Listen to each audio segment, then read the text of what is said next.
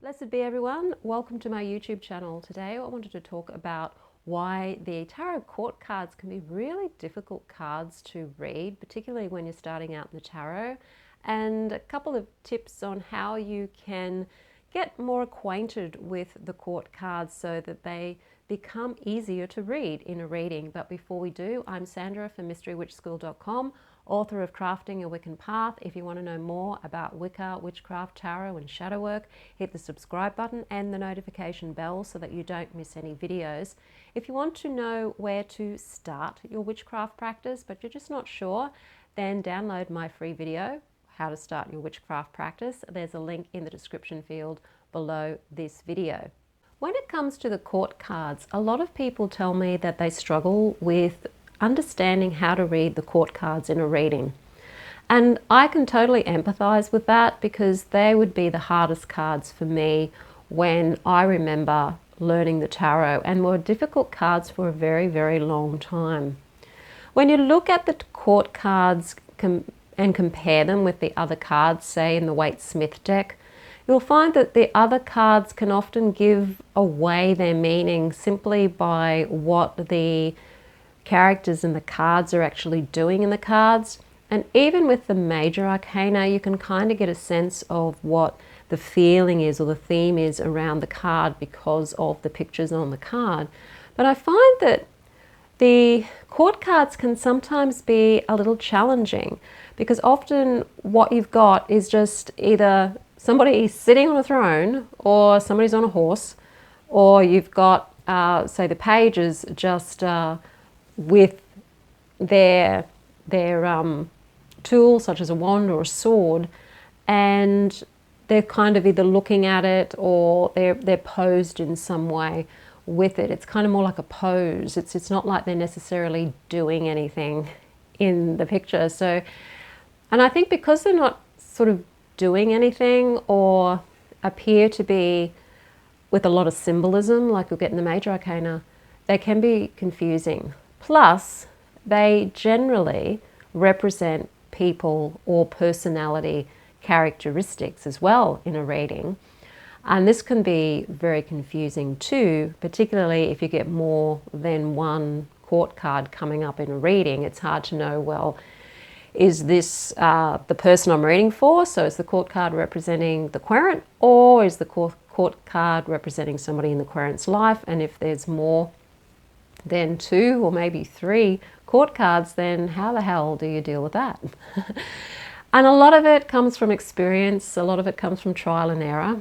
But when it comes to learning the card meanings of the court cards, I used to get incredibly confused because the personality characteristics of the court cards made it difficult for me to understand how to blend them in a reading. Until one day I saw this really good technique where instead of just trying to read the court card by itself and maybe talk about what qualities that court card is representing, maybe in another person or in the querent themselves, what if you put another card on top of the court card so that you've got something that's relating to something the court card is doing? So for example, you might have the Queen of Cups, and on with her you might then put another card which might be a minor arcana card, such as the Three of Cups, for example.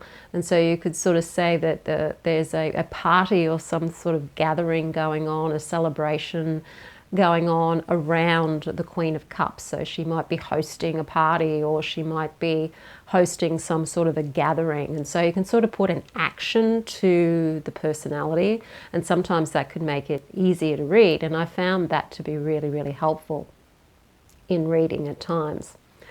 But way that I've worked with the court cards over the years to try and get more of an understanding of them is to relate them to the suit that they belong to. So for the Queen of Cups, for example, she belongs to cups which represent the element of water. And so when you understand the element of water and its healing properties, its connection to being psychic, its connection to the emotional realm and the feeling realm, then you can sort of get an understanding that the four court cards that are related to water or cups have something to do with feelings and emotions. They might have something to do with your intuition. They may also have something to do with your creativity, but more on the feelings sort of level of creativity, rather than the more passionate type of creativity that you get with the fiery energy of the wand suit. So looking at and understanding the qualities of water and the cup suit can help then give you an idea of what the court cards might be representing. So with the Queen of Cups, for example, she will be the embodiment of the watery energy of being perhaps quite intuitive woman, being quite intuitive in the feminine energy. So this doesn't necessarily mean that it's relating to a woman, so to speak. It can be that energy of being the receptive yin energy relating to water. So this is working with things that are unseen relating to the water energy. The caring side of things, the wanting, the loving energy, the internal expression of the watery energy. So when you're dealing with the queens, it's more of an internal representation of the element, whereas the kings tend to be more an external projection of the element. So if you think of it in yin and yang. Other ways that I like to work with the court cards too is to look at maybe what occupation they may be involved in. So coming back to the Queen of Cups, what sort of occupation would someone who is represented by the Queen of Cups be in? You know, maybe they would be a counselor, for example. They might be in the helping professions in some way, some role where they're dealing with emotions and feelings. They might be dealing with healing, but more, rather than the sort of physical healing that you might get with, say, Pentacles, more of a healing on that more energetic side of healing. Like they might be an energy healer, for example. So what sort of occupation would each of the court cards have if they were in the real world according to their elemental type? Another way to work with the court cards is to look at their association with the zodiac signs.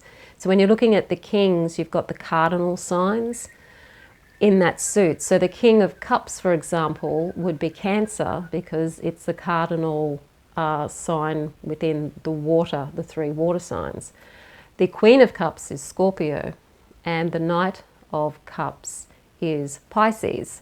So you can work with that energy and see how is, in the case of the Queen of Cups, it's a sort of a Scorpio energy. So you've even got that energy of transformation and going down deep into the psyche, and even looking at that transitional Pluto kind of energy that you have with Scorpio, and also a bit of a Martian energy there too with its original ruler. And playing around with that and see, well, how does that colour the Queen of Cups for you? Maybe you can even sort of look into the shadow side of the zodiac signs of all of the water signs and see what the shadow side is, so that when you get the card reversed in a reading, you're looking at more the shadow aspects of, say, a Scorpio person or the watery element. So in the case of the Queen of Cups, you may have a person who could be quite self-indulgent, perhaps. They could be a bit of an addict. They could also be someone who's quite manipulative emotionally. They may be very good at manipulating other people on an emotional level or social level. They might be a covert narcissist, for example. So it's just learning what the positive aspects and the more negative aspects of the element that they're representing is, and then seeing what the differences are between, say, a page, which is generally a more immature energy, childlike energy. Then you've got the knight, which is kind of a youthful energy, but it can, in that youthfulness, it can have a lot of energy behind it and have a lot of vigor and a lot of push. But because of the youthful nature of it, it can sometimes not be able to see very clearly ahead. meaning the line of sight is not necessarily there. There's that immaturity there where they can't really see the consequences perhaps of your actions when you're dealing with that sort of Knight's energy. It can be quite impulsive or a little bit ego oriented. And then you start getting to the maturity then of the Queen and the King, where you're dealing with the yin and yang energies. So the Queen being the more yin energies of receptivity, internal, the inner world, the inner planes, that more restorative type of energy, whereas the King is more that action energy, that giving sort of energy, and more in the outer world type of energy. And learning those different nuances of the different levels of the cards and playing with the whole yin-yang energy. And then once you've sort of got an idea of what that is and put it all together, you can have a conversation between the court cards as if you were doing like a puppet show. And this is something that I sort of found quite fun, especially if you've got other people that you're learning the tarot with. You can get together and have like a little soap opera drama going on with the court cards, as if you were having like a little puppet show with each other, and taking some of the cards and having them interact with each other, maybe at a party or something. So maybe the Queen of Cups meets the King of Wands. What sort of conversation are they going to have? Like with her energy of being kind of more in that caring role and wanting to be considerate of people, then you've got, you know, the King of Wands who's very much out there, that very airy sort of energy of initiating leadership out there, wanting to conquer the world. How would they have a conversation, and what would they have a conversation about? What would it be like? And playing with different scenarios. Maybe they're in the workplace and you've got conflict or something. How would they handle a conflict together? How would they come to a resolution together? What qualities could they bring to a project if they were working on a project together? And just having a make-believe sort of play around the court cards to get more of an understanding of what they feel like and what their personalities are like. So when they come up in a reading, you could sort of say, oh, do you know somebody who has these qualities? Or, you know, do you, if it's referring to the querent, you get an understanding of what qualities that the querent is bringing into the reading. So if they're the Queen of Cups, then they might be bringing in that quality of caring. They might even be a counsellor or work in the helping professions, or they're coming from that Queen of Cups position. Or maybe they're qualities that that person might need to express more in order to solve a situation, or they might be holding those qualities within them back for some reason, depending on what's going on in the reading.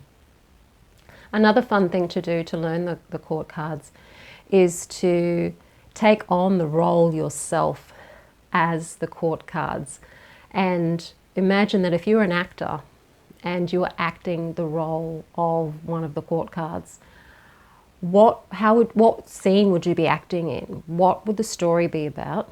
And what would your character be doing in the movie? How would your character be dressed? How would your character talk? What sort of things would your character be doing? And step into that character as if you are an actor rehearsing for a role, and become that character. Even just take on the posture of the court card that you see in the, so for example with the Queen of Cups, imagine you are sitting on a throne and you are sitting right at the water's edge. You've got this very elaborate cup here and you're staring at it. What are you feeling? And then you're wearing what she's wearing here in the card, and you've got this environment around you. You know, what do you feel like? What feelings does it bring up to you? And play with that. And if you've got other tarot buddies that you can get together with, you could have like a little sort of a skit thing going on where you decide to pretend to be the court cards and have a conversation with each other. Much like if ever done Gestalt, where the empty chair, where you have a conversation with an empty chair to work through your stuff, or you work with a teddy bear and you talk to the teddy bear as if it's like your mother or your father, and you get all this stuff out that you wanted to say to them that you never got to say when you were a child. You can kind of do that with the court cards too. These are just fun ways of trying to understand them by putting yourself in their shoes. And that way you're walking their walk, and you're also tapping into those qualities within yourself. Because even though you definitely may have more resonance with some of the court cards than others, there's a little bit of everything and everyone. And so even if you've only got the tiniest amount of King of Swords in you, just trying to step into that and trying to be in that character can help you tap into that little bit of King of Swords that you may have within yourself that you could utilize and use in a very positive way. So they're the methods that have helped me learn the court cards. It's actually trying to be them or playing with them as if they're characters in a movie that I'm writing or something like that, using the imagination basically to connect to what it is that they mean. And then when they come up in a reading, it's a case of just calming down and just asking questions. It's okay to ask your querent questions when you're reading for them. You don't have to be the sideshow psychic that in the minute somebody walks in, you're then telling them what's going to happen to them in the next 3 years. There are very gifted people who can do that, and I've met them. But most people that read tarot are not necessarily going to be telling necessarily the future. You know, there's times when some of that information may come in, but a lot of the time the best use of the tarot is actually in more of a coaching kind of way, where it's giving you information or giving the querent information about what they could do about a situation that's in their life, rather than it being all fatalistic and saying, oh, this is going to happen. And yeah, it may well happen, and if they're on that trajectory, it probably will. But rather than making it so fatalistic, it's more, well, what can you do about this situation? Or what court card qualities is the tarot suggesting that you might be demonstrating which might be unhelpful? Like, you know, the King of Wands reversed might be coming up, and so, you know, that person may be being too aggressive in the way that they're handling something, or there's a person in their life that's being particularly aggressive and bossy and dominating. And working with using the tarot to help work out ways of being able to deal with the situation so that the fatalism is kind of taken out of it a little bit, and people can get more into control of their lives rather than just thinking that everything's fate and that you can't escape what's going to happen, because a lot of what happens in our future is determined by the actions we do now. So play with the court cards in any fun way that you can. And when they come up in a reading, if you find that you're confused as to what the hell is the King of Swords doing there, you can always use another card to put on top of the King of Swords to give the King of Swords an action. Okay, so it might be the King of Swords, and then on top of the King of Swords, you might find that the next card up might be the Ten of Cups or something. And so you can see that the energy of the Ten of Cups is going to be somehow linked to the King of Swords, that maybe he's going to be experiencing that, or he has experienced that, or he's somehow the instigator of that, and play with it that way. When you're first starting out, that can be a really good way to help with the court cards. There's lots of other ways of reading the court cards too, depending on different packs and how you want to work with the court cards too. I know that in the Witch's Tarot by Alan Kennan Reid, the court cards don't represent people, they represent stages of something manifesting, levels of manifestation. And I like that way of working with the court cards, because it does take the, especially when I was first beginning, because not only does it help with understanding where something is manifesting and at what stage it's at, it also means that you're not having to be looking at, is that court card just a personality quirks or characteristics, or is this actually a person? So that's a fun way to work with the court cards, and you can use the court cards in any of the decks that way too. So play with it. If you've got any suggestions about what's helped you learn the court cards, put them in the description field underneath this video, because I'd love to see the way different people get around the challenges in learning tarot. I have a tarot course starting up at the end of May if you want to learn to read the tarot in the way that you read the tarot, so according to your style of reading. Then take a look at the Confident Tarot Reader. If you want to know when that's going to happen and when there's more information available on that course, then make sure you're on my newsletter. The link to signing up my newsletter is in the description field below this video. If you download the How to Start Your Witchcraft Practice, you'll also can get onto my mailing list that way. Just make sure you tick the box to say that you still want to hear from me. So if you like the video, hit the like button, share it with your friends. Don't forget to subscribe. I'm Sandra from mysterywitchschool.com. Blessed be.